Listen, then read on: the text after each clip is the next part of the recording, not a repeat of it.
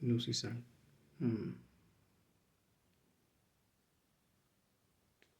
Estoy con Juan y algunas de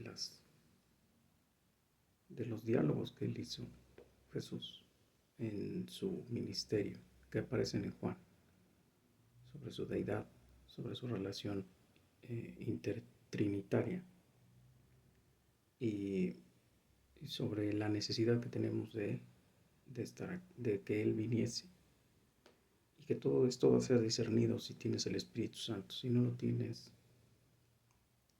es ruido, es onomatopeya, diríamos en comunicaciones, ¿no? Es onomatopéyico. Y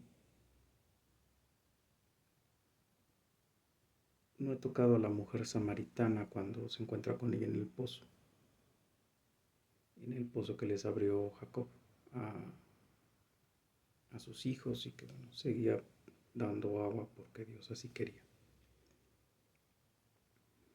Y lo voy a tocar en el sentido otra vez de la relación espiritual de Jesús con su Padre, de su relación de Él con nosotros, de qué es lo que implica que Dios haya dejado su esfera, su paraíso, y baje con nosotros. Y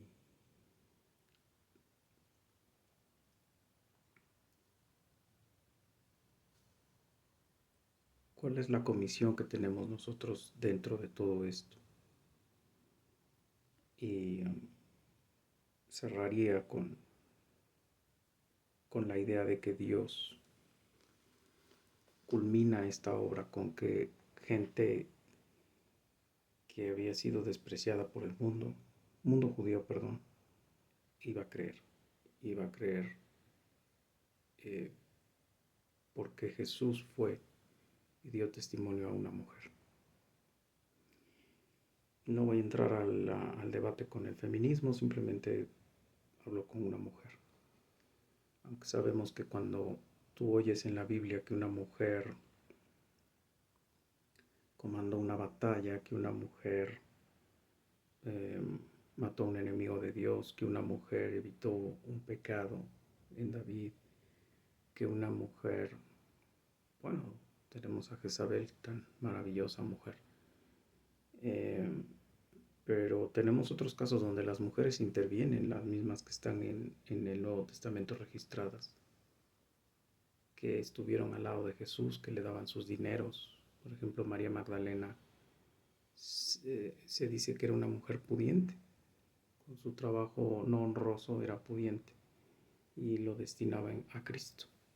Trabajadoras del gobierno de Herodes también lo destinaban a Jesús, y que ellas estuvieron en la cruz, es decir, se pusieron en un lugar visible frente a la cruz, que ellas fueron las testigos y fueron a declararlo. Pero recuerda que a la mujer, el judío que no tiene a Cristo, la veía como algo despreciable y algo que incluso agradecía en sus oraciones, no haber nacido mujer. Pero no es el sentido de esto, es el sentido espiritual. Es el sentido del papel de Jesucristo en la tierra. Déjame ir citando.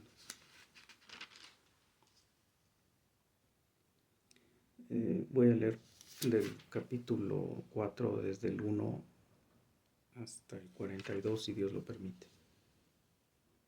Cuando pues el Señor entendió que los fariseos habían oído decir: Jesús hace y bautiza más discípulos que Juan, aunque Jesús no bautizaba sino sus discípulos, salió de Judea y se fue otra vez a Galilea, y le era necesario pasar por Samaria. Vino pues por una ciudad de Samaria llamada Sicar, junto a la heredad de Jacob, que Jacob dio a su hijo José. Y estaba ahí el pozo de Jacob, y entonces Jesús, cansado del camino, se sentó así junto al pozo. Un ser humano, o sea, todo hombre y todo Dios. Él pudo haberse mandado no sentir cansancio. Él pudo haberse mandado no tener problemas humanos. Sin embargo, Él vivió nuestra humanidad, ¿no? Se cansaba, se dormía, llegaba hasta estados de agotamiento. Porque para que estés en una tormenta, en una barca, durmiendo, pues es que estás agotado. Vino una mujer de Samaria a sacar agua, y Jesús le dijo, dame de beber. Vino una mujer de Samaria a sacar agua, y Jesús le dijo, dame de beber. Samaritanos y judíos no se llevaban bien. Samaritanos eran judíos puros que se mezclaron con paganos. Samaritanos fueron los que intervinieron cuando Jerusalén empezó a ser reconstruida y querían meterse en la construcción, y los judíos les dijeron no. Entonces dijeron no, entonces te lo vamos a sabotear, y escribieron al rey Artajerjes y escribieron a los reyes que estaban en ese momento en Damasco, y les dijeron que ya no funcionara la construcción, y lo llegaron a sabotear un tiempo hasta que recordó uno de los profetas que había un edicto del rey Darío, y que lo buscaran, y que si lo encontraban, pues que los dejaran trabajar, y lo encontraron y continuaron. Pero había un odio entre ellos, ¿no? Recuerda que el judío era xenófobo, es decir, aunque no hacían nada bueno, aunque seguían viviendo como los paganos, simplemente ellos decían, sí, pero Dios está con nosotros, porque así lo declaró, se lo dijo a Moisés. Se comían toda la parte donde, a ver, yo ya te hice todas estas gracias, ahora tú haz todo esto en obediencia y en agradecimiento por todas las gracias que hice contigo. Como no lo siguieron, obviamente pues vino todo el periodo de jueces, todo el periodo de reyes, todo este periodo donde se demuestra que la desobediencia del hombre no puede ser eh, apaciguada, calmada, controlada desde fuera. Necesitaba entrar Jesucristo en nuestros corazones, en nuestras mentes, y cambiar el corazón de carne, perdón, de piedra, y volverlo de carne. Ezequiel. Entonces, no había amor entre ellos, y entonces le dice Jesús, dame de beber. Pues sus discípulos habían ido a la ciudad a comprar de comer. La mujer samaritana le dijo, ¿cómo tú siendo judío me pides a mí de beber, que soy mujer samaritana? Porque judíos y samaritanos no se trataban entre sí. Eso lo dice Juan, él es el narrador omnisciente. Dice, respondió Jesús y le dijo, si conocierais el don de Dios, ¿y quién es el que te dice, dame de beber? Tú le pedirías, y él te daría agua viva. ¿Cuál es el don de Dios? Que Dios se hizo humano, que Dios puede dar agua viva, que Dios puede dar vida a seres humanos que estamos muertos en delitos y pecados. Y él le aclara, o sea, el agua que yo te ofrezco es agua viva, ¿no?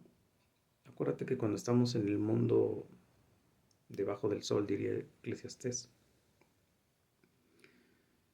todo lo literalizamos, es decir, todo es literal. Si yo te digo, bueno, Jesús dijo en otro pasaje, cómanse mi carne, no, pues es que este tipo es caníbal, ¿no? Entonces, no era así, no es literal, es espiritual.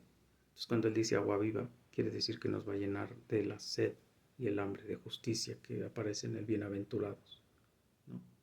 Bienaventurados los que tienen hambre y sed de justicia. ¿Cuál es la justicia? Ser justificados frente a Dios.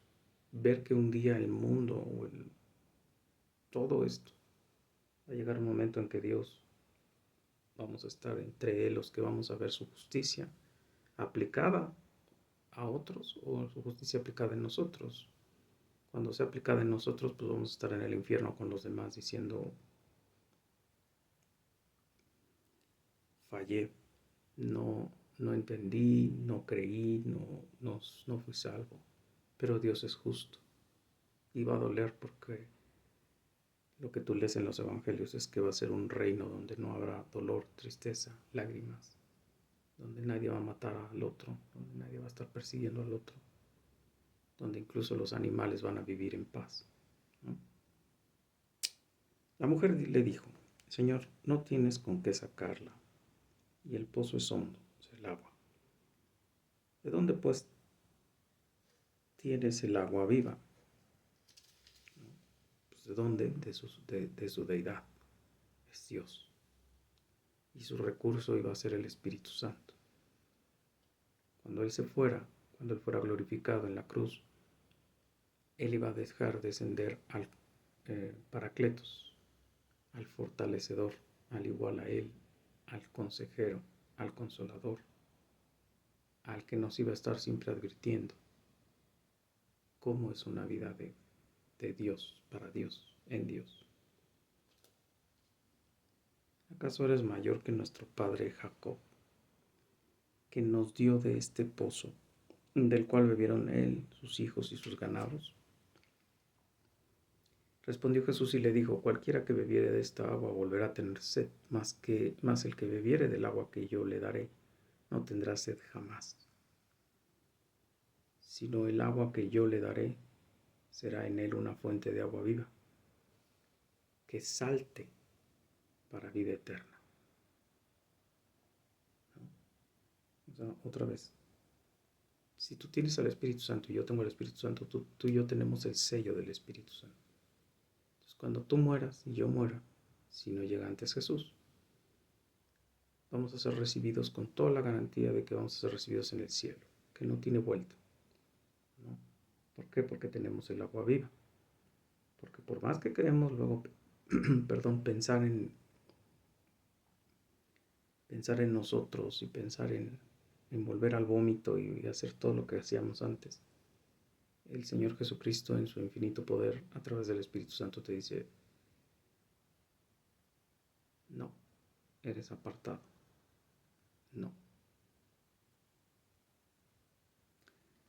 Bien, entonces para saltar a la vida eterna, ¿okay? Entonces tú te vuelves el río de agua viva, tú vas a ver las cosas con justicia, a diferencia de lo que entienden los evangelistas ahora de esta idea de parecer ideólogos de género en lugar de evangelistas. Nosotros tenemos que enseñarle al mundo que Dios juzga, y nosotros tenemos que decirle al mundo cómo juzga a Dios, y nosotros tenemos que decirle: la Biblia dice esto, y estás en pecado, y estás en rebeldía con Dios, y Dios te va a condenar. Es por eso cuando dijo Jesús: lo que ataren en la tierra será atado en la tierra, y lo que desataren en la tierra será desatado en el cielo. Tú le puedes decir a alguien, y no porque tú quieras eso, porque lo subí en redes sociales cuando dije: Dios es un Dios de venganza, Dios es un Dios de ira, Dios es un Dios de... alguien me escribió: no, es que eso no es cristiano. No, Dios dice que amemos a nuestros enemigos y demás. Sí, está bien, es mi mandato. Pero también dice que cuando tú haces el bien, predicas la palabra y se la quieres enseñar a un inconverso, y el inconverso te responde con odio, agresión, testarudez y demás, la ira de Dios va a estar sobre él. Lo único que vas a esperar es que se muera para pagar lo que hiciste de rechazar al Hijo de Dios, porque te lo presentaron, porque te lo dijeron, y te lo dijeron sin moñitos. No es ese evangelio tibio de la iglesia esa donde yo iba, ¿no? Y donde quién sabe cuántas iglesias serán así, porque ahora el chiste es juntar gente y hacer dinero. Como juntas gente y haces dinero, volviendo a la iglesia un club social. ¿Y cómo haces un club social? Pues le dices a la gente que pues tú nada más di que Jesús está en tu corazón. Ven todos los días, haz tu fiesta, únete a la fiesta, toma nuestros cursos y te vamos a dar incluso hasta parte del liderazgo de la iglesia, y hasta vas a sangrar con nosotros a otros incrédulos que creen que son creyentes porque están en agua tibia, ¿no? Y que son salvos porque hacen cosas en la iglesia, pero no son salvos, porque no hacen lo que más importa a Cristo. Y eso lo dice el mismo Jesús. Misericordia, justicia, temor de Dios. No lo hacen, o sea, no pueden, porque no son conversos, porque no son cristianos. Y se molestan cuando tú llegas y les dices, pues que tú das evidencia que no eres cristiano. La mujer le dijo, Señor, dame esa agua para que yo no tenga sed y yo no tenga que venir aquí a sacarla. Jesús le dijo, ve, llama a tu marido y ven acá. ¿No? Hay muchas cosas que la gente especula de esto. O sea, yo no voy a decir nada que no dice la Biblia. Para una mujer era indecoroso hablar con un hombre sola. Y a diferencia de lo que hoy te venden el feminismo y las mismas mujeres se lo tragaron, la mujer no tenía por qué estar sola hablando con un hombre. Jesús le dice, ve por tu marido y hablamos. Obviamente Jesús es omnisciente. Obviamente Jesús en ese momento pudo haber hecho uso de su deidad. Obviamente pudo haber hecho uso de su omnisciencia y saber lo que sabía él. Todo. Todo desde antes de que sea hecho. Por eso él lo puede declarar y decir, lo digo antes de que ocurra para que sepas que soy yo, que soy Dios. Y lo dijo en el Antiguo Testamento igual. Te digo las cosas antes de que pasen para que sepas que soy yo antes de que pasen. Porque nadie te puede decir las cosas que van a pasar como yo te las digo y pasan. Literalmente pasan. Entonces respondió la mujer y le dijo, no tengo marido. Jesús le dijo, bien has dicho, no tengo marido, porque 5 maridos has tenido, y el que ahora tienes ya no es tu marido. Esto has dicho con verdad. Homologueo. Ahí está el ejemplo de la confesión. No, no tienes que chillar, gritar, revolcarte en el suelo. Digo que sí se siente ese deseo. Cuando tú entiendes lo que has hecho frente a un Dios santo, santo, santo, pues sí te dan ganas de no saber dónde meterte, ¿no? Gracias a Dios, cuando te viene esa convicción, también Dios te da la salida, que es cree en el Señor Jesucristo. Él es tu Señor y Salvador. No es para que agarres una pistola y te vueles la cabeza. Entonces, ella confesó. O sea, dijo lo que era verdad, ¿no? Eso es confesarse. O sea, es homologueo. Decir lo mismo que Dios ya sabe. Pero con eso Dios queda como justo. Cuando tú te confiesas, eres justo. Perdón. Cuando tú te confiesas, haces justo a Jesús, a Dios. ¿Por qué? Porque si te viene un castigo y no sabes ni por qué te viene el castigo, pues entonces dices, va, ¿qué Dios es este? Cuando tú sabes que pecaste y que pecaste contra el Dios santo, santo, santo, pues entonces dices, y si no me perdonas, lo merezco. Aquí en la tierra y en el otro lado, cuando me vaya. Le dijo la mujer, Señor, me parece que tú eres profeta. Acuérdate que profeta en el Antiguo Testamento era vidente, el que veía cosas, sin que se las dijeras. Eso también era profeta. Y eras capaz de ver cosas en la tierra de gente. O sea, punto. ¿No? Entonces, le dice, nuestros padres adoraron en este monte. Ella aquí mueve la conversación porque él dice ella, pues es un profeta. Pues me va a explicar esto. Porque ya vi que estoy hablando con alguien de nivel. No estoy hablando con uno. Porque hay quien interpreta, no, es que ella quiso cambiar la conversación, porque fue incómodo, porque no sé qué. No, no, no, no, no. Si estás hablando con un profeta, pues preguntas cosas de profeta, ¿no? Puedes preguntar cosas que tienen que ver con Dios, que tienen que ver con deidad, que tienen que ver con espiritualidad. Dice, nuestros padres adoraron en este monte, y vosotros decís que Jerusalén es el lugar en donde se debe adorar. Sinaí, por cierto. Dice, Jesús le dijo, mujer, créeme que la hora viene cuando ni en este monte ni en Jerusalén adoraréis al Padre. Ahí está la respuesta espiritual. ¿Qué significa adorar? Dar gracias, tener comunión con Dios, reconocer todas sus maravillas, agradecerle. No es nada más estar gritando, cantando, haciendo la mega oración en la iglesia, oyendo la música a todo volumen que parece que se va a caer la calle. No, simplemente es gracias, Dios, gracias por esto, gracias por aquello. Dios, contrólame, Dios. Quiero darte la honra y gloria. Dios, quiero servirte, Dios, por favor, a través de tu Hijo. Aparea al Espíritu Santo conmigo. Llévame tú, glorifícate en que yo haga las cosas, en que yo sea obediente, manso, humilde, que me humille. Dame la sabiduría para ser manso, humilde, humillado. Reconozco que de mí no sale nada. O sea, soy el pozo vacío. Y si sale, sale porquería.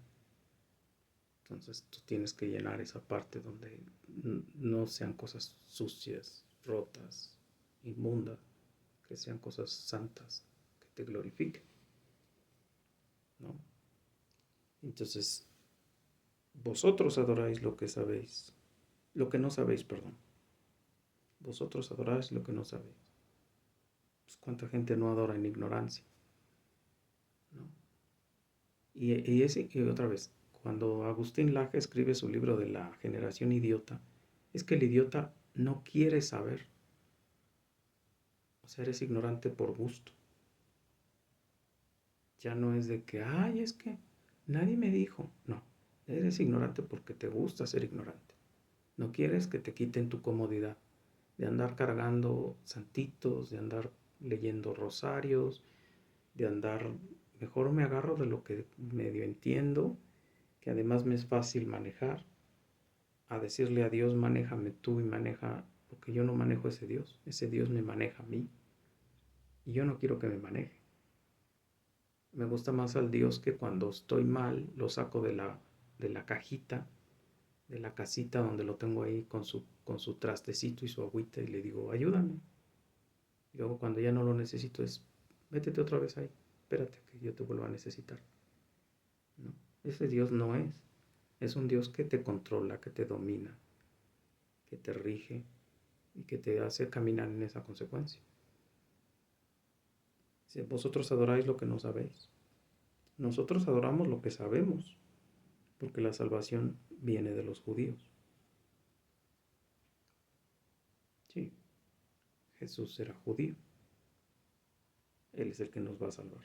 Y Él es el que nos salvó a los que somos salvos. Y los que no somos salvos es porque no reconocimos a nuestro Señor Jesucristo como nuestro Señor y Salvador. Y además no estábamos apareados con Él, ni estábamos escritos en el libro de la vida, ni tenemos el Espíritu Santo, bla, bla, bla, bla, bla. ¿No? Otra vez, hay señales para saber si eres salvo.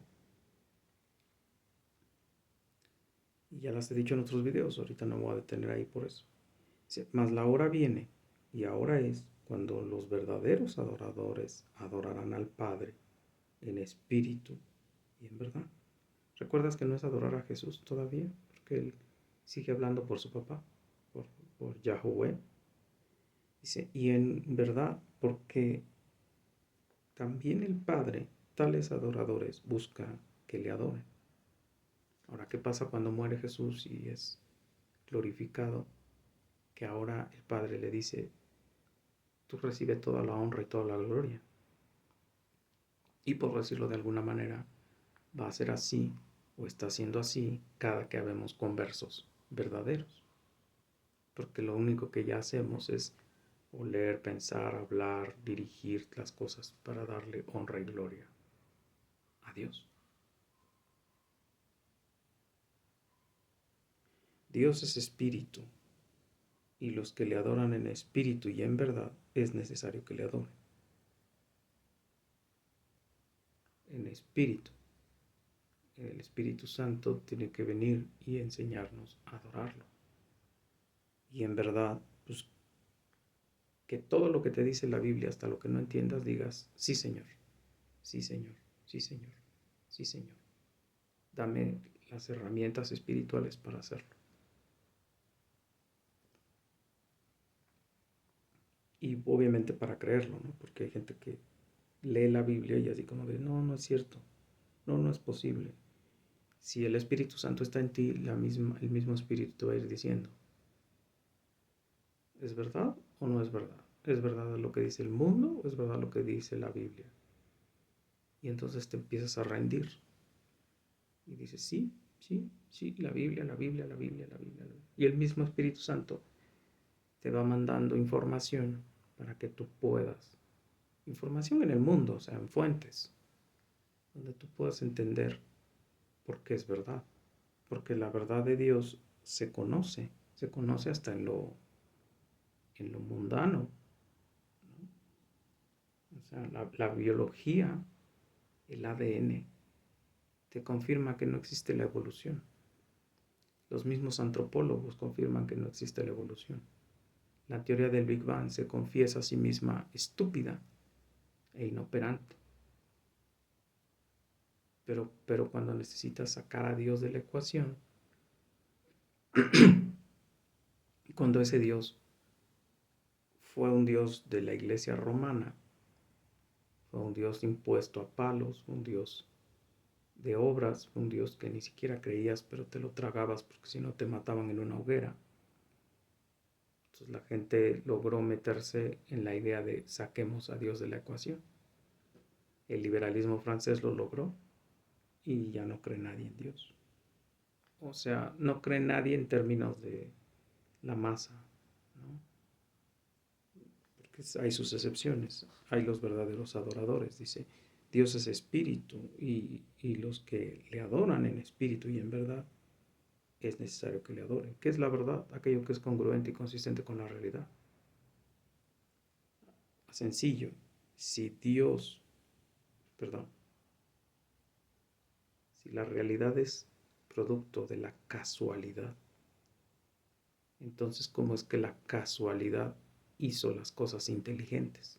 E inteligentemente son sistemas y subsistemas que interdependientemente subsisten en sí mismos, si solo fue la casualidad. Si fuese la idea del caos y de la entropía, pues yo no tendría sentido de estar aquí. Yo tendría que ser moléculas dando vueltas por todo el universo. La Tierra ya se hubiera destruido no una, 1.000.000 de veces. Pero todo está colocado tan inteligentemente que milimétricamente mediciones astronómicas hacen saber que todo tiene un orden y un balance. Que matemáticamente vamos a la entropía, esa es otra cosa, pero que todo está en balance. Cuando Dios deje de detener todas las cosas, entonces va a venir el caos. Eso va a ser el día del juicio. Y hasta en ese caos va a haber un nuevo orden, la nueva Jerusalén. Pero el universo, el hombre, un organismo vivo, es inteligentemente funcional y no pudo ser producto de ninguna evolución porque el mismo ADN te explica que se choca, se contradice esa teoría con la realidad. El ADN tiene una fórmula predeterminada de lo que vas a hacer. Punto. Y no puede ser otra cosa. No por comer muchas alitas de pollo vas a tener alas y plumas. No por adorar un perro te vas a volver perro. No porque tú te metas en la cabeza ideas disfóricas de que eres un piano en el cuerpo de un hombre vas a ser un piano. Eres un ser humano. Produces seres humanos. Cuando se unen los gametos femenino y masculino y forman estos 26 pares de cromosomas. No tiene vuelta.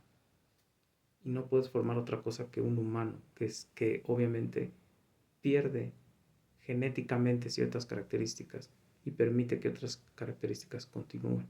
Se acabó. Pero nunca va a salir otra cosa de nosotros. Ni venimos de reptiles, ni el ave viene de dinosaurios que un día se les antojó tener plumas y les salió plumas. Eso es absurdo. Le dijo la mujer Jesús después de haberle dicho, van a adorar y van a adorar en el espíritu y en verdad. Dice, sé que ha de venir el Mesías. Entonces sigue ya con el profeta. Bueno, entonces ya sé que viene alguien que es el enviado de Dios. Dice, sé que viene el Mesías, llamado el Cristo. El Cristo es un concepto romano, que es lo mismo que Mesías. Cuando Él venga nos declarará todas las cosas. Jesús le dijo, yo soy el que habla contigo. Yo soy. Ese yo soy es el que usa Dios cuando habla con Moisés y le dice, ¿quién dijo que eres? Diles que soy el que soy. Yo soy el que habla contigo. Qué poderosa verdad. En esto vinieron sus discípulos y se maravillaron de que hablara como una mujer. Sin embargo, ninguno dijo qué preguntas o qué hablas con ella. Por lo que ya te había yo dicho, ¿no? Entonces la mujer dejó su cántaro y se fue a la ciudad y dijo a los hombres, venid, ved a un hombre que me ha dicho todo cuanto he hecho. ¿No será este Cristo? El Cristo, perdón. Entonces salieron de la ciudad y vinieron a él. Entre tanto, los discípulos le rogaban diciendo, Rabí, come. Y él les dijo, yo tengo una comida que comer que vosotros no sabéis. Y entonces los discípulos decían unos a otros, ¿le habrá traído alguien de comer? Jesús les dijo, mi comida es que yo haga la voluntad del que me envió y que acabe su obra. O sea, yo no sé tú, pero yo disfruto no haber desayunado lo físico hasta que no desayuno lo espiritual.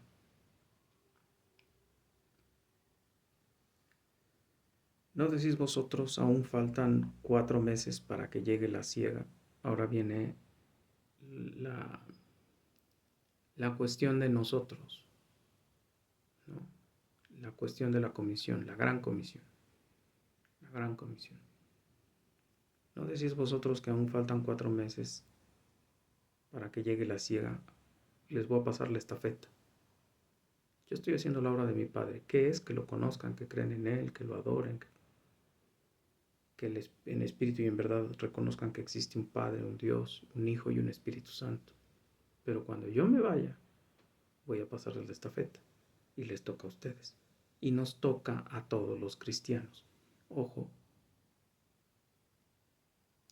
decir la verdad, toda la verdad y nada más que la verdad, aunque no guste, aunque no ganes a un no cristiano. El no cristiano se va a burlar de ti, te va a denostar, va a decir que eso es imposible, que no debes decir eso, que debes de callarte.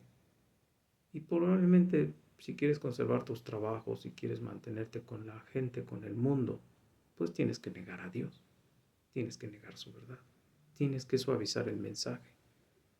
Por eso hay iglesias como la que ya te dije que estuve, ¿no? O sea, son chafas, venden agua tibia, le dicen a la gente que con agua tibia se salva. La puerta estrecha no es tan estrecha con ellos. Sí, leen la Biblia y hablan de lo que les conviene de la Biblia, pero no dicen no haz nada. No te confrontan con tu pecado, no te confrontan con tu maldad. La tocan por arribita y te dejan a ti todo el paquete para que te vayas descubriendo. Tú sabes que cuando uno es cínico, cuando uno no es converso, uno no es cristiano, uno dice, está bien, él sabe más que yo y yo no voy a buscar más porque así me siento bien. Pero los verdaderos cristianos estamos traumados de esas iglesias delgadas, pobres, mediocres, baratas, porque dices, ¿qué más? ¿Qué más? ¿Dónde me confrontas con mi pecado? ¿Dónde me haces incómodo la vida pecaminosa? ¿Dónde me hablas en detalle qué es el pecado? ¿Dónde me confrontas cuando tú me dices que me vas a bautizar? ¿Dónde me confrontas con mi verdadero yo? Yo te invito, si quieres leer a un confrontador que incluso te hace sentir que no eres cristiano, hasta que él mismo te dice, qué es ser cristiano. Y entonces así como que te va tranquilizando. Es A.W. Pink. Hay un librito de él que anda libre en internet que se llama Santidad. Au, duele, de verdad créeme que duele. O sea, tú lo lees y dices, con razón este tipo se quedó solo. Pues sí, porque si vas a las iglesias apapachadoras, a las iglesias que no te dicen la verdad, que te dicen nada más lo que les conviene, que no quieren ofender a nadie, ¿no? O sea, los MacArthurs ya no existen, los John MacArthur ya no existen, los Paul Washer ya no existen, los Miguel Núñez, no sé cómo esté su congregación, ya no existen. O sea, no sé cómo estén en términos de su vida actitudinal. Ya no existen. Pero la Biblia tiene que sernos incómoda a los cristianos, nos tiene que enseñar de qué tamaño somos frente a Dios, ¿no? Y entonces Dios les dice en Cristo Jesús, pues ahora les toca a ustedes, ¿no? Les dice, ¿no decís vosotros que aún faltan meses para que llegue la siega? He aquí os digo, alzad vuestros ojos y mirad los campos, porque ya están blancos para la siega. Y el que siega recibe salario y recoge fruto para vida eterna, para que el que siembra goce juntamente con el que siega. ¿Dónde está mi sueldo? En el cielo. ¿Qué voy a ganar con estos videos? ¿Que me moneticen? ¿Que me pongan comerciales? ¿Que me den dinero? ¿Que yo viva para...? No, son póstumos para mi hija. Son para que cuando tú lo veas, tú conozcas un poquito de la Biblia y te dé hambre de conocerla más.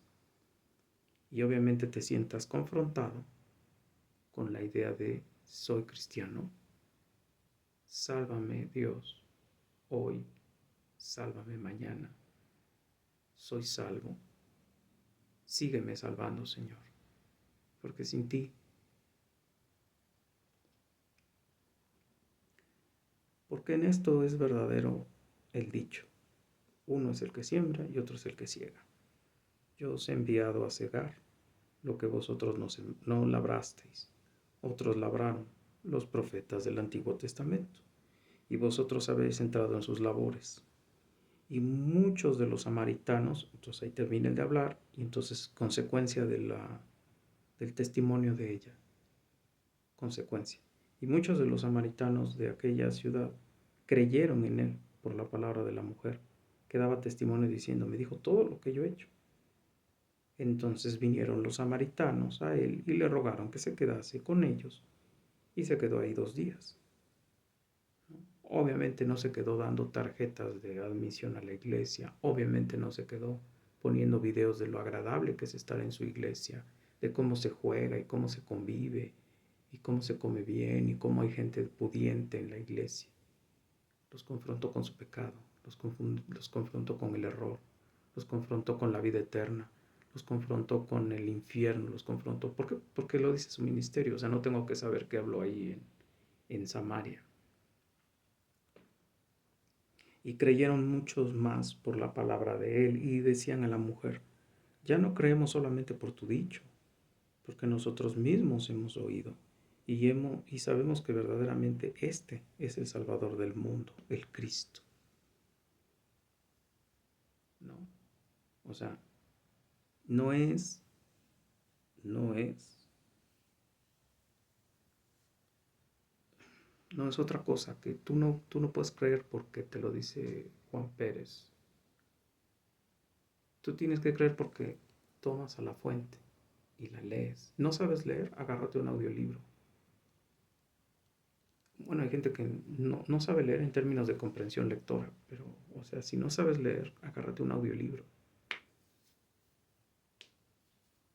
Aprende a leer. O sea, de hecho, por eso la iglesia protestante tuvo el éxito que tuvo, porque la gente quería saber leer para poder leer su Biblia. La escuela pública no nació con la revolución industrial, como te hacen creer. La escuela pública nació con Henri Pestalozzi, en Suiza, 1500, 35. Henry Pestalozzi fue el primer educador público.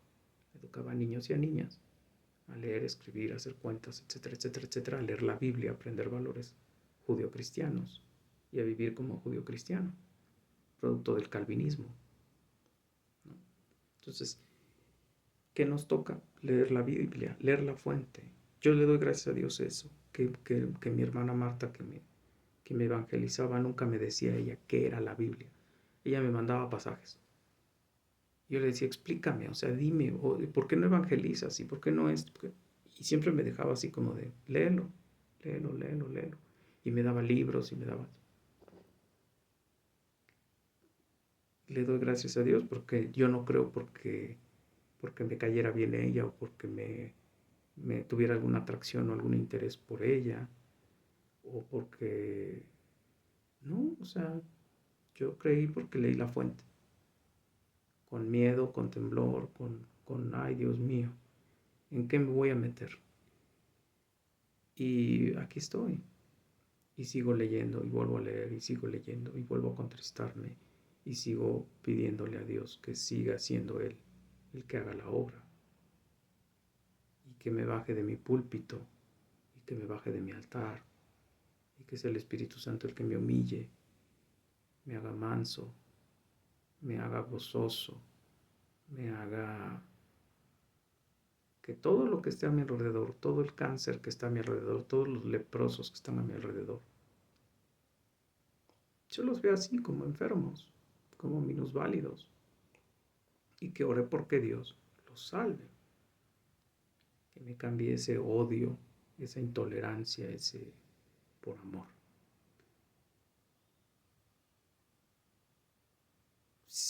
Cierro el video. Yo no sé si se convirtió la samaritana o no. Yo no sé si fue cristiana o no.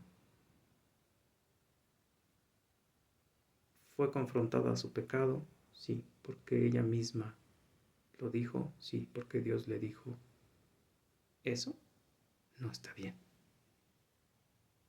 Deja de buscar en las fuentes, en las cisternas rotas. Por muchos hombres con los que te revuelques, por muchos falos que toques, por muchas relaciones anormales que tengas, nunca vas a estar satisfecho.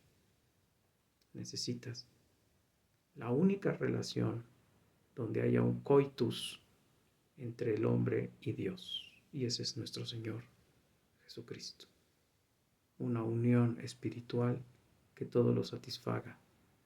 Otra vez, los 4 motivos sociales que yo digo cuando doy conferencias psicológicas: amor, cobijo, atención, protección, reconocimiento, aceptación. Todo eso está en Cristo Jesús. Y perdón, antes de que digas, ay, qué bueno, ¿y me acepta tal como soy? Sí, porque así te quiere.